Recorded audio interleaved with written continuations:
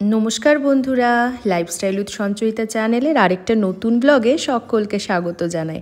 আজ 21শে মে বুধবার, বাজে এখন সকাল প্রায় 9:30। আকাশের অবস্থা দেখছেন? ওই পশ্চিম আকাশের কোণ থেকে কত ঘন কালো মেঘ চারদিকে ছড়িয়ে পড়ছে কত জলদি। বর্ষাকাল চলে এসেছে আমাদের ব্যাঙ্গালোরে। এখন সকাল থেকে এরকম গুরুগম্ভীর মেঘ আর তার সঙ্গে জোরে জোরে বাতাস। খুব সুন্দর একটা weather. Hello guys, welcome back my channel. কি নাম চ্যানেলের? কি নাম? Mamma's channel. কি চ্যানেলটার নাম কি জানি না। আমি বলে দিচ্ছি, পোগো বলেছিল আজকে স্টার্ট করব, তাই তো। Hello guys, welcome back to my channel lifestyle with Sanchayita. এমনি আজকে বুধবার হওয়া সত্ত্বেও অনির্বাণ বাড়িতে আছে আর ছুটি নিয়েছে। তো অনেকদিন কারণ আমরা খেলবো না, অনেকদিন ধরে একটা আমাদের মাথায় ঘুরছিল, স্পেশালি পোগোর অনেক ব্লগে দেখেছে যে ফুড চ্যালেঞ্জ করতে। তো ওর মাথায় এসেছে আজকে, মানে অনেকদিন থেকে ফুড চ্যালেঞ্জ করব করে রাখা ছিল। তো আমরা তো শনি রবিবার হলে মোটামুটি বাইরে ঘোরাঘুরি করি, ফুড চ্যালেঞ্জ তো হয় না। ফুড চ্যালেঞ্জ মানে সারাটা দিন সকাল থেকে রাত অবধি ওই একটা কালারেরই ফুড চ্যালেঞ্জ, খাবার দাবার খেতে হবে। তো আজকে আমরা মোটামুটি বাড়িতে আছি, বাড়িতে না থাকলেও পুরোপুরি সব খাবারগুলো বাড়ির খাবারই খাবো, সেই ভেবে আজকে ফুড চ্যালেঞ্জটা করি, তাই তো।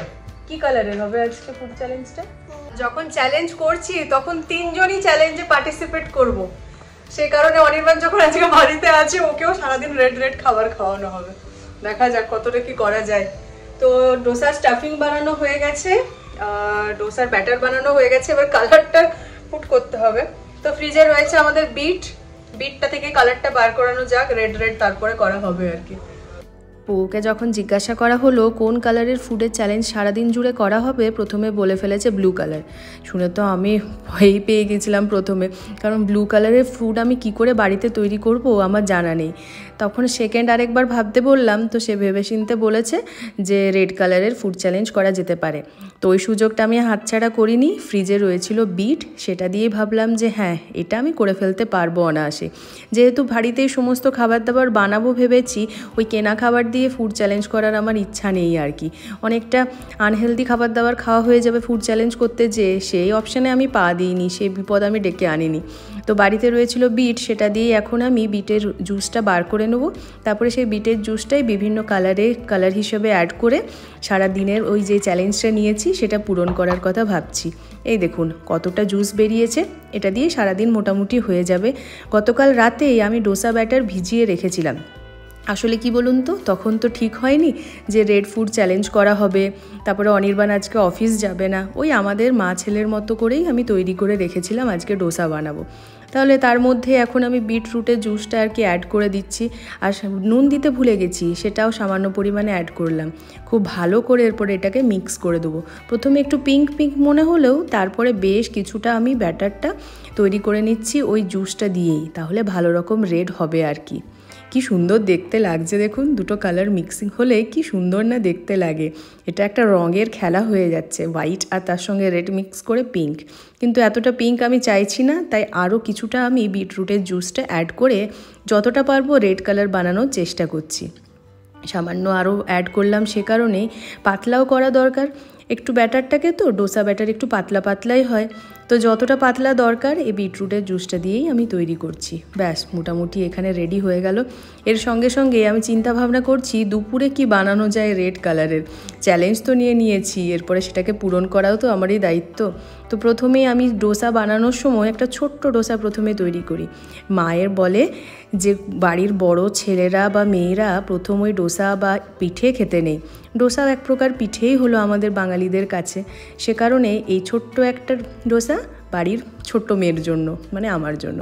এখানে একটু রোস্টেড বাদাম, বিটরুট, টমেটো দিয়ে চাটনি বানিয়ে নিচ্ছি। ডোসা বানানো হয়ে গেছে পোগোর, এরপরে সুন্দর করে সেটা ওকে সাজিয়ে খেতে দিয়ে দিই। দাঁড়ান, ওকে একটা কাজ দিয়েছি, সে কাজটা ওকে কমপ্লিট করতে হবে আর কি। চাটনিটা কেমন হয়েছে বলুন তো? একটু পিঙ্কিশ রেড হয়েছে, আর কালার দিলাম না। ওকে এখানে লিখতে বলা হয়েছে রেড ফুড চ্যালেঞ্জ। যদিও বা স্পেলিংগুলো আমি বলে দিচ্ছি, আগে আমিই লিখতাম, কিন্তু পোগো যখন থেকে লিখতে শিখেছে না, ওর হাতের লেখাগুলো আরও বেশি মিষ্টি লাগে আর ওর ইন্টারেস্টও পায় এসব লিখতে আর কি। রেড ফুড চ্যালেঞ্জ, ঠিক আছে। তাহলে এটা আমরা এবার টেবিলে সাজিয়ে রাখবো, তাই তো? সুন্দর হয়েছে। সুন্দর করে সাজিয়ে রেখে দিলাম আমার কোটেশন বোর্ডটাকে ডাইনিং টেবিলের ওপরে। আজকের সারাদিনের এটা আমাদের থিম আর কি, রেড ফুড চ্যালেঞ্জের।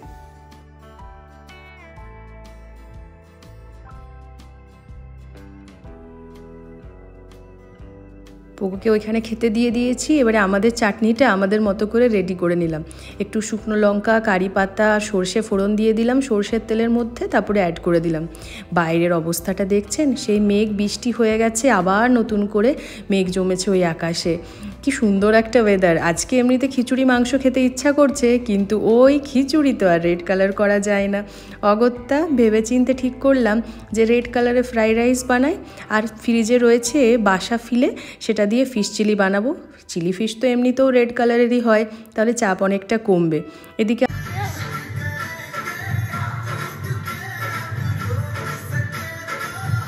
আজকে আমাদের বাড়িতে লাল রঙের ছড়াছড়ি।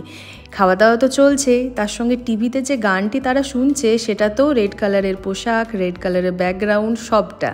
এদিকে আমি চলে এসেছি রান্নাঘরে। আমার ওই টিভি দেখলে টাইম ওয়েস্ট করলে এই সময়টা একদমই চলবে না।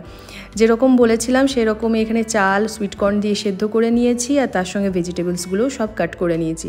বাসা ফিলেটা বেশ কিছুটা একদম বরফে জমে গেছে, ফ্রিজে রাখা ছিল তো একদম ডিপ ফ্রিজে, তো সেটাকেই আমি অনেকক্ষণ আগেই সকালবেলাতে ডিফ্রস্ট করতে রোদে একটু নামিয়ে রেখে দিয়েছিলাম। তারপর এখন পিস পিস করে কেটে নিচ্ছি। তো ফিলেটার মধ্যে মোটা যে ভেতরের কাটাটা হয় সেটাও সরানোর আছে, তাই নর্মাল ছুরি দিয়েই সুন্দর ছোটো ছোটো কিউব করে কাটা হয়ে গেল আর কি। ব্যাস, তাহলে মোটামুটিভাবে মাছটা রেডি হয়ে যাবে। এতটা আশা করিনি সহজে কাটিং করে নিতে পারবো বলে। এর আগে কোনো দিন বাসা ফিলে আমি এইভাবে আনিনি, কিন্তু এবারে মনে হলো যে নিই, খুব সুন্দর নতুন কিছু ট্রাই করব। এইভাবে যে কাজে লেগে যাবে সেটা আর কি তখন বুঝতে পারিনি। চলুন, মাছটা কাটা হয়ে গেছে, আর এদিকে ভেজিটেবলসগুলো ফ্রাই করতে বসিয়ে দিয়েছি। এখানে দিয়েছি আমি আদা, পেঁয়াজ, রসুন সামান্য কুচি করে তেলে সেটাকে ফ্রাই করে নিয়েছি। আর তারপরে বিট, গাজর, ক্যাপসিকাম, আর সঙ্গে দিয়েছি কিছুটা মাশরুম। খুব ভালো করে সেটাকে মিক্স করে নেব, সামান্য নুন দিয়ে আর কি ভেজে নিচ্ছি। ভাজাটা হয়ে যাক, এদিকে আমি মাছগুলোকে ম্যারিনেট করতে বসিয়ে দিচ্ছি ফিশ চিলি বানানোর জন্য। বেশ কিছুটা পরিমাণে কর্নফ্লাওয়ার আর ময়দা দিয়েছি, আর তার সঙ্গে একটু জিঞ্জার গার্লিক পেস্ট, একটু কাশ্মীরি রেড চিলি পাউডার, নুন, তার সঙ্গে দিয়েছি একটু চিলি সস, একটু সয়া সস, আর গোলমরিচ গুঁড়োটা এখনও দিইনি কারণ ঝাল হয়ে যাবে তো পোগোর জন্য। ব্যাস, এবারে চট করে আমি মিক্সিং করে নেবো ফ্রাইড রাইসটাকে। এখন ফার্স্টে হোয়াইট ফ্রাইড রাইসে যেরকম নর্মাল হয় সেটাই বানাচ্ছি। কি সুন্দর ঝরঝরে হয়েছে দেখুন। চালটা যখন সেদ্ধ করছিলাম না, সামান্য পরিমাণে ভিনিগার অ্যাড করে দিয়েছিলাম সেটার মধ্যে, সেই কারণে এতটা ঝরঝরে হয়। এদিকে তেল গরম করে আমি ফিশ চিলির পিসগুলোকে ভাজতে বসিয়ে দিয়েছি। একদম হালকা করে ভাজবো, কড়া করে ভাজলে সেই চিমড় চিমড় লাগে, খেতে খুব একটা ভালো হয় না। খুব টেস্টি হয়েছে কিন্তু ফিশ পাকোড়াগুলোই। পোগো সেটাই তুলে তুলে খেতে শুরু করে দিয়েছে। এখানে আমি রসুন আর পেঁয়াজগুলোকে একদম কুচি কুচি করে কেটে পরে ভাজতে দিয়েছি ফিশ চিলি গ্রেভিটা বানানোর জন্য। খুব একটা বেশি গ্রেভি বানাবো না, একটু ড্রাই চিলি চিকেনের মতো যেরকম হয় সেরকমই ড্রাই ফিশ চিলি বানাবো। ক্যাপসিকামগুলো অ্যাড করে দিলাম। আর দাঁড়ান, আমার আবার রেড ফুড চ্যালেঞ্জ নিয়েছি, এদিকে টমেটো সস দেখছি শেষ হয়ে গেছে। কি আর করা যায়, যতটুকু রয়েছে সেটাতেই একটু জল ঢেলে পাউচটা কাটলাম, তারপরে সেটাই ইউজ করছি। একটু সয়া সসও অ্যাড করে দিলাম, একটু ব্রাউনিশ কালারটা এসেছে আর কি। কিন্তু আজকে একটু আরও লাল হতো বেটার হতো ব্যাপারটা, কারণ রেড ফুড চ্যালেঞ্জ তো, তাই ওই বিটরুটের যে এক্সট্রাক্টটা বার করে রেখেছিলাম সেটা অ্যাড করে দিলাম আর কি। দেখুন কি সুন্দর কালারটা এসেছে। সমস্ত যেহেতু কালারটা ওই বাড়ির জিনিস দিয়েই তৈরি, কোনো রকম আমি আর্টিফিশিয়াল কালার ইউজ করছি না, তাই ইউজ করা যেতেই পারে যতটা ইচ্ছা কালার আনার জন্য। তো সেটা এবারে ফিশ চিলির পিসগুলো অ্যাড করে দিলাম, সামান্য কর্নফ্লাওয়ার গুলেও অ্যাড করে দিলাম। ব্যাস, চিলি ফিশটা মোটামুটি রেডি হয়ে গেল। ওই ড্রাই চিলি ফিশের মতোই বানালাম, ফ্রাইসের সঙ্গে এটাই ভালো যায় আর কি। এদিকে ফ্রাইড রাইসটা তো তৈরি হয়ে গেছে, সামান্য পরিমাণে বিটরুটের এক্সট্রাক্ট এটাতেও অ্যাড করে দিলাম। আমরা আবার এটা খাচ্ছি না, আমরা এর সঙ্গে কিছুটা ওই শেজওয়ান চাটনি অ্যাড করে দেবো। পোগো তো শেজওয়ান চাটনি খেতে পারবে না, কারণ সেটা ঝাল হয়ে যাবে। এখানে দেখুন কি সুন্দরভাবে প্লেটিং করা হচ্ছে আর কি ওর খাবারটাকে। ওর ভীষণ ইচ্ছা আমরা যেরকম সাজিয়ে একদম সুন্দর করে প্লেটিং করে পরে খাবার খাওয়ায়, ওকেও যেন সেভাবে দেওয়া হয়। একদম অন্যথা করিনি, যখন সুযোগ রয়েছে একটা ছোট্ট করে বাটির মতো বানানো হয়েছে। আর এই হলো তার মধ্যে ফিশ চিলিটা দিয়ে আমাদের রেড ফুড চ্যালেঞ্জের আজকের দিনের লাঞ্চের মেনু। কেমন হয়েছে জানাবেন কিন্তু। ভীষণ আমরা এক্সাইটেড সকলে মিলেই কিভাবে চ্যালেঞ্জটা ধাপে ধাপে পূরণ করা যায় শেষ অবধি নিয়ে যেতে পারি কিনা। তো পোগো দেখুন কত এক্সাইটেড খাবারটাকে পেয়ে। আমারও খুব ভালো লাগছে, ওর যখন পছন্দ হয় আমার মনে হয় আজকের খাবারটাও নিজে হাতে খাবে।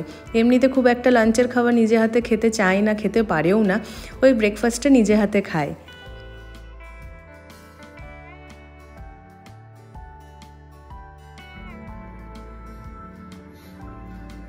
খাও, কোনো কাটা নেই, খাও।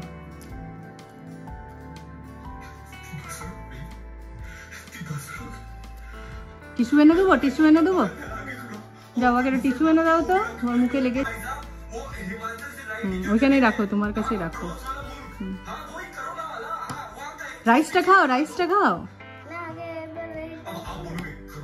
পোগোর তো এদিকে খাওয়া ভীষণ পছন্দের হয়েছে আজকের মেনুটা। আমরা এরপরে সামান্য শেজওয়ান চাটনি অ্যাড করে দিলাম, তাহলে এই ফ্রাইড রাইসটাও রেড কালারের হয়ে যাবে আর কি।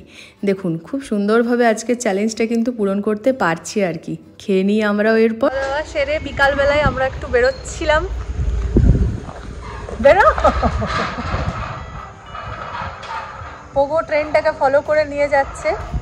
রেড ফুড চ্যালেঞ্জ বলে ড্রেসটাও রেড কালারের পরেছে, আমরা আর পরিনি। নামো, যাবে না?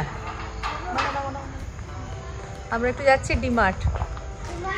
যখন আজকে ছুটির দিনে আছি বাড়িতে, তখন কাজে লাগানো যাক সময়টাকে। অনেকদিন থেকে ভাবছি ডিমার্ট যাবো যাবো, বাবারি।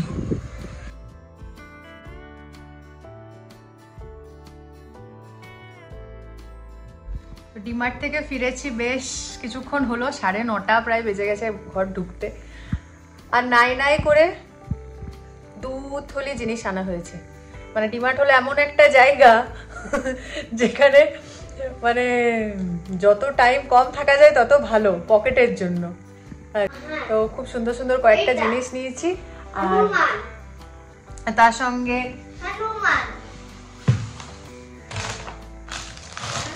বেরিয়ে আছে ডিসপোজেবল প্লেটস নেওয়া হয়েছে। আমরা কোথাও যাচ্ছি, বলছি পুরুলিয়া থেকে আসছে অনেকজন, সবাই মিলে আমরা যাবো ঘুরতে। দেরি আছে 1-2 সপ্তাহ, একটু একটু করে প্রিপারেশন নেওয়া হচ্ছে আর কি।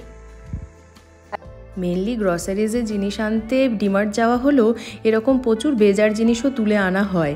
কি সুন্দর দেখতে দেখুন এই কাঁচের বয়ামগুলো, একদম ছোট্ট ছোট্ট।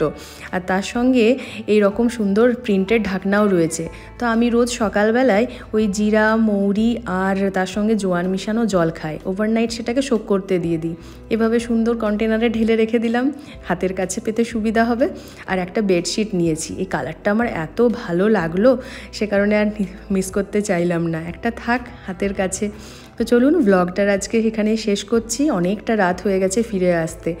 কালকে একটা নতুন ব্লগ নিয়ে আসবো। থ্যাঙ্কস ফর ওয়াচিং বন্ধুরা।